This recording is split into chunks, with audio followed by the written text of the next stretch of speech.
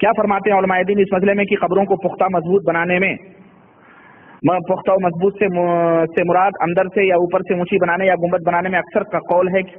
کہ حرام ہے، جس پر بعض حضرات کا کہنا ہے کہ جب پختہ و مضبوط بنانا اور گنبد بنانا حرام ہے تو پھر رسول اللہ صلی اللہ علیہ وسلم کی قبر اطہر پر کیوں گنبد بنائی گئی ہے، کیوں اس کو توڑا نہیں جاتا، کیوں اس بارے میں کچھ نہیں کہا جاتا؟ کیا کسی قوم کے ڈر فتنے کی وجہ سے صلی اللہ علیہ وسلم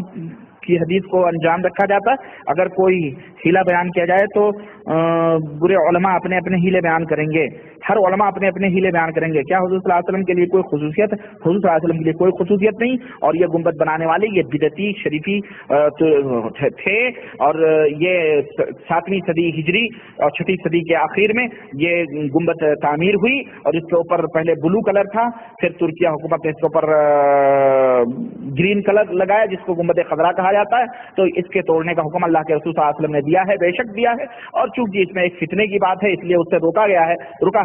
رکی ہوئی وہ بات انشاءاللہ تعالیٰ وقت آئے گا تو وہ بھی ٹوٹ جائے گا، اس میں کوئی مسئلہ نہیں ہے، انشاءاللہ تعالیٰ وقت آئے گا تو وہ بھی ٹوٹ جائے گا، اس میں کوئی مسئلہ نہیں ہے، کیونکہ